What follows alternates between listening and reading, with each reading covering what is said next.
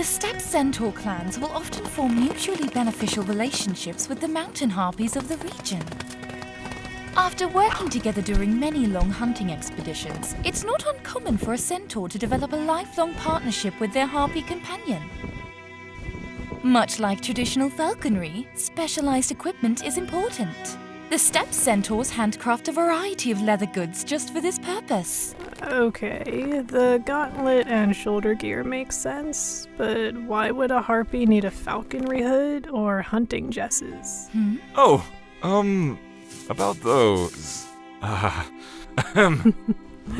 Those aren't for hunting. Aha. I see.